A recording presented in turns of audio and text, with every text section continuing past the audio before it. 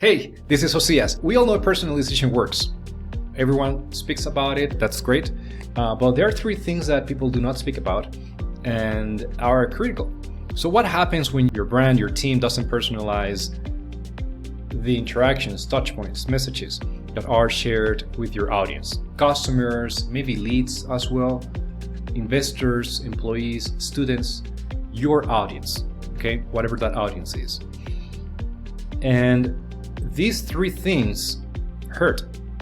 They hurt from an effectiveness perspective, they hurt from a revenue perspective, and they hurt from a customer lifetime value perspective, or employee, what retention rates, whatever it is in your case. Three things. Number one, in the end, when you do not personalize your messages and interactions based on their context, based on their goals, then your messages, emails, phone calls, even direct mail campaigns, whatever it is, the different touch points lose their effectiveness. This is one of the reasons why many organizations have low email open rates or low click-through rates, the percentage of clicks in their email campaigns. Or one of the reasons why, for example, many brand videos, product videos, campaigns, even personalized videos are not as effective as expected. If you want your communications to be more effective, they need to adapt to your audience's context. And one of the best ways to do this is through personalization.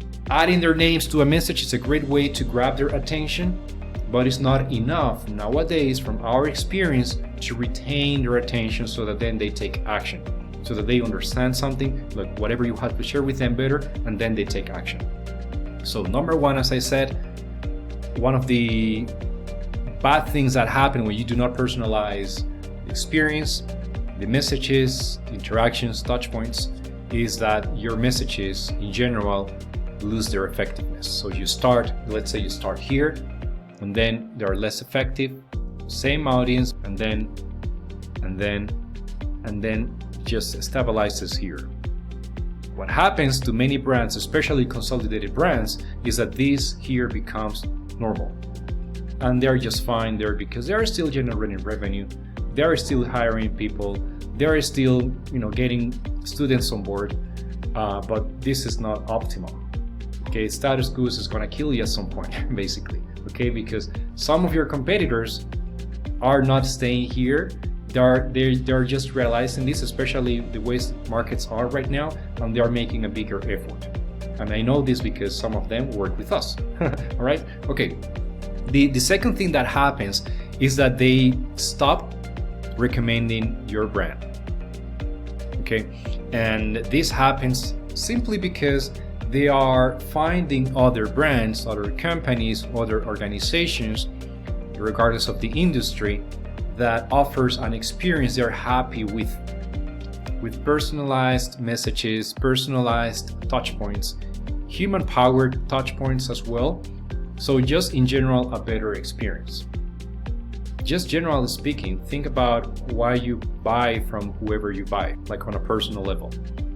And chances are that many of the products you buy and brands you buy from, let's say, offer an experience you're happy with.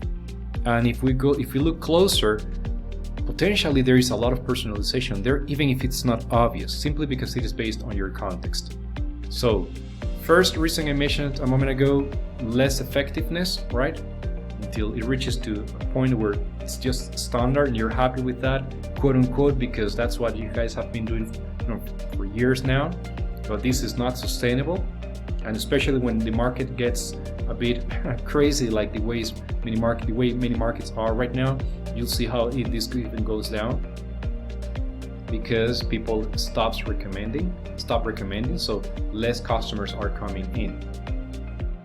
Okay, and thirdly, something that it's going to hurt many organizations, many businesses, is the following.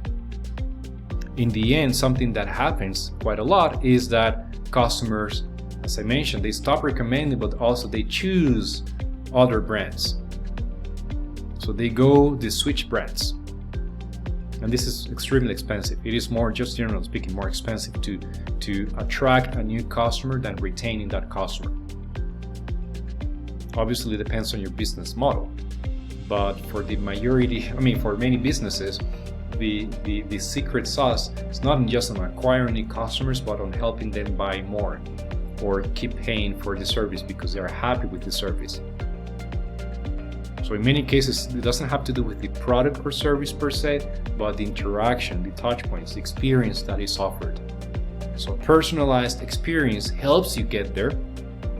And when you do not offer that, what happens is that they choose other brands.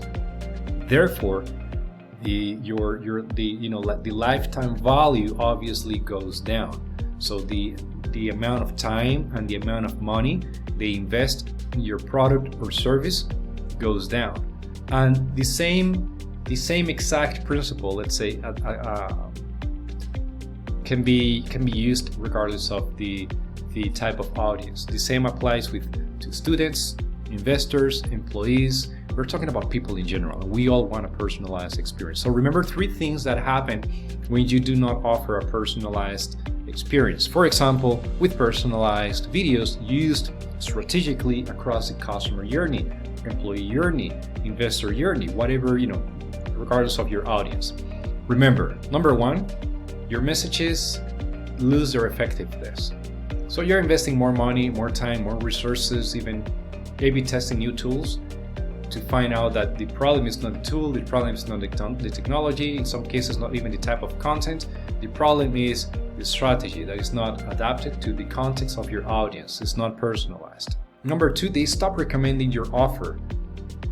So basically they stop bringing new customers on board because they're not happy with the experience. So why recommending something you're not happy with? And number 3, they're going to find other brands that offer a better experience that adapts to their context, concerns, goals. Remember, every person out there has some kind of metric, some kind of KPI, some kind of goal, objectives when they buy a product or a service, or even when they choose one type of organization instead of this other organization. We all do, it's just that we phrase these things in different ways.